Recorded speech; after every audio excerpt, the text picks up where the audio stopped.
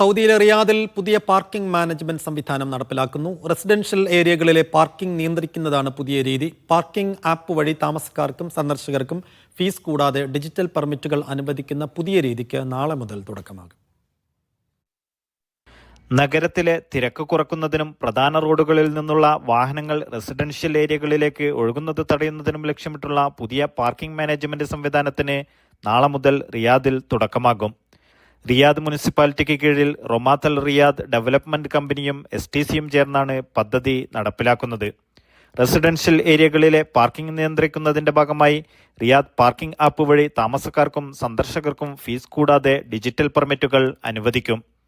ദേശീയ നഫാത്ത് പ്ലാറ്റ്ഫോമുമായി ബന്ധിപ്പിച്ചിട്ടുള്ള parking app മേഖലയിലെ താമസക്കാർക്ക് പെർമിറ്റുകൾ സൗജന്യമായി അനുവദിക്കുന്നതാണ് രീതി. പുതിയ സംവിധാനം തുടക്കത്തിൽ അൽ വുറൂജ്, അർ-റഹ്മാനിയ, വെസ്റ്റേൺ ഒലയ്യ, അൽ മുറൂജ്, കിങ് ഫഹദ്, അൽ സുലൈമാനിയ എന്നിവയുൾപ്പെടുന്ന 16 ജില്ലകളിലാണ് നടപ്പിലാക്കുക. പാർക്കിംഗ് നിയന്ത്രണങ്ങൾ നടപ്പിലാക്കുന്നതിന് ക്യാമറകൾ സംഘടിപ്പിച്ച നിരീക്ഷണ വാഹനങ്ങളുടെ പരിശോധനകളും ഉണ്ടാകും.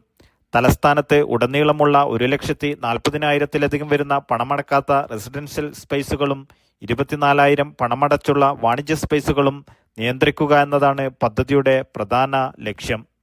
Naushad Irikkur, media 1, Dammam.